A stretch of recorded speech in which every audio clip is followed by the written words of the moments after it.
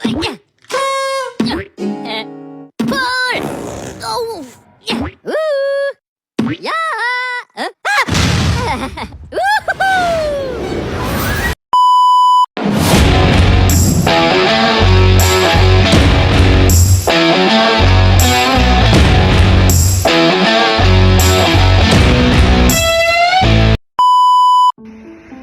Sastra selalu berubah bersama zamannya, dari semangat perjuangan Angkatan 45 hingga suara keresahan generasi muda di era 70-an. Namun memasuki tahun 1980-an, muncul gelombang baru dalam dunia sastra Indonesia. Sebuah masa yang menghadirkan suara individu, ekspresi personal, dan kebebasan bentuk. Sastra Indonesia Angkatan 80-an menjadi tonggak penting. Para sastrawan mulai menulis dari dalam diri, bukan lagi dari semangat kolektif bangsa, melainkan dari pergaulatan batin manusia di tengah perubahan sosial. Pada dekade 1980-an, Indonesia tengah mengalami masa pembangunan besar-besaran. Modernisasi dan urbanisasi mengubah cara hidup masyarakat. Dunia sastra pun ikut menyesuaikan diri. Tema-tema tentang kota, alienasi, dan pencarian makna hidup mulai muncul. Sastrawan tidak lagi hanya menulis tentang perjuangan politik, tapi juga tentang identitas manusia modern yang merasa sepi, terasing, dan terjebak di antara kemajuan teknologi serta nilai-nilai lama yang mulai memudar. Angkatan 80-an memiliki ciri khas yang membedakannya dari generasi sebelumnya. Bahasa yang digunakan lebih sederhana, reflektif, dan syarat makna simbolik. Mereka bereksperimen dengan bentuk dan gaya, tanpa kehilangan kedalaman makna. Beberapa tokoh penting yang lahir di masa ini antara lain seperti Djoko Damono dengan puisi-puisinya yang lirik, penuh keheningan. Kemudian ada Afrizal Malna dengan gaya urban dan benda-benda otak.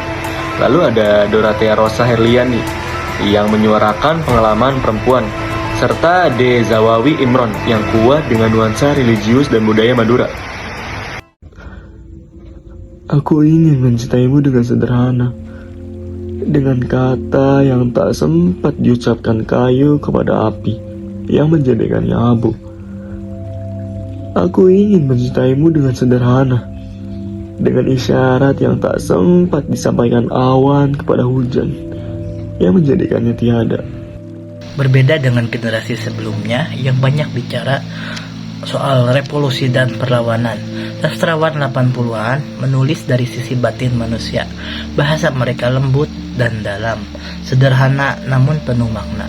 Dari puisi-puisi Supardi yang melankolis hingga karya Afrizal Malna yang simbolik, semuanya mengajak kita untuk berpikir sekaligus merasakannya. Karya angkatan 80-an tetap penting untuk kita baca hingga hari ini, karena mereka menyuarakan hal-hal yang sangat dekat dengan kehidupan manusia modern. Manusia menulis tentang kesunyian di tengah keramaian kota, tentang cinta yang sederhana, dan tentang manusia yang terus mencari makna dirinya. Membaca karya angkatan 80-an berarti mengenal sejarah, mengenal manusia, dan mengenal diri kita sendiri. Aku ingin mencintaimu dengan sederhana, dengan kata yang tak sempat diucapkan kayu kepada api yang menjadikannya abu. Aku ingin mencintaimu dengan sederhana, dengan isyarat yang tak sempat disampaikan awan kepada hujan yang menjadikannya tiada. Di bawah cahaya lampu jalan, aku menemukan batu bata. Ia diam, tapi menyimpan banyak suara. Suara paku, suara semen, suara tangan-tangan yang membangunnya. Aku bertanya pada batu, apakah ia tahu rumah yang berdiri di atasnya bisa roboh oleh kata-kata? Ia hanya diam. Tapi di permukaannya, aku melihat bekas jari-jari tukang, seperti doa yang belum selesai. Kota tumbuh dari batu-batu yang bisu.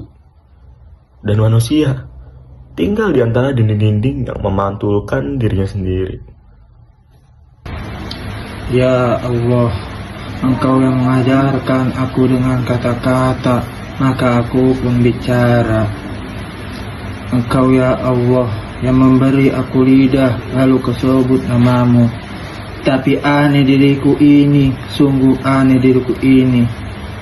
Kusebut namamu ya Allah dengan lidahku, tapi di dalam hatiku tak kuingat Engkau. Aku bersujud menyebutmu. Malu aku jadi orang Indonesia. Negeri kaya tapi miskin hati nurani. Negeri merdeka katanya, tapi budaknya korupsi. Perempuan datang atas nama cinta. Bunda pergi karena cinta. Atas dirinya digenangi air racun jingga adalah wajahmu. Seperti bulan lalap tidur di hatimu, yang berdinding kelam dan kedinginan. Ada apa dengannya? Meninggalkan hati untuk dicaci.